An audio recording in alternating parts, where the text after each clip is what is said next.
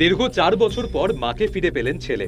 2020 সালে লকডাউনের ঠিক আগের দিন থেকেই নিখোঁজ ছিলেন বর্ধমান জেলার কেতুগ্রাম থানার বড়মালিহা গ্রামের বাসিন্দা অনিমা মণ্ডল। দীর্ঘ খোঁজাখুঁজির পর হাল ছেড়েছিল পরিবারও।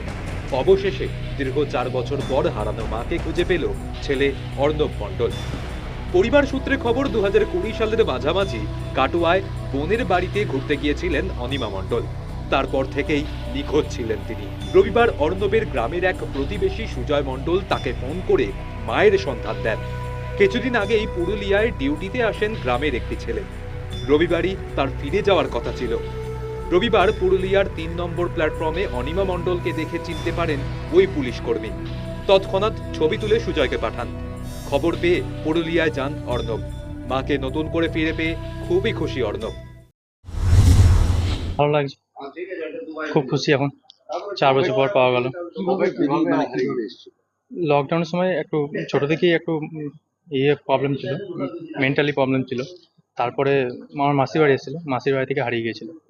তারপরের দিন কি লকডাউন পড়ে গেছে, লকডাউনের পর আর খুঁজে পাওয়া যায়নি। আর 4 বছর পর একটা আমার দাদা আমাদের গ্রামেরই পুলিশে চাকরি করে, সে দেখতে পেয়ে আমাদেরকে ফোন করে জানাই।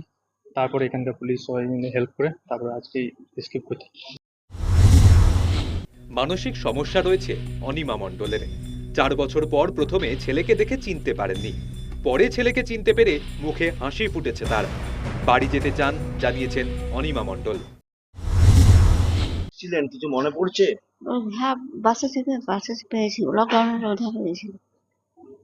এই যে আপনাকে এটা কাটা হবে না, এটা কাটা হবে না। কে এটা কে? শুনুন, হ্যাঁ, শুনুন, ছেলে বাড়ি যাবেন? কেমন লাগছে এই ছেলেকে দেখতে পেয়ে? কেমন লাগবে, কেমন লাগছে? এতদিন কোথায় ছিলেন? ও রাস্তা ছিল। দীর্ঘ 4 বছর পর নিজের পরিবারের খোঁজ পেয়েছেন মহিলা।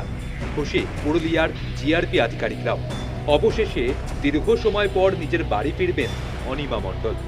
মাকে ফিরে পেয়ে খুশি ছেলেও। News time.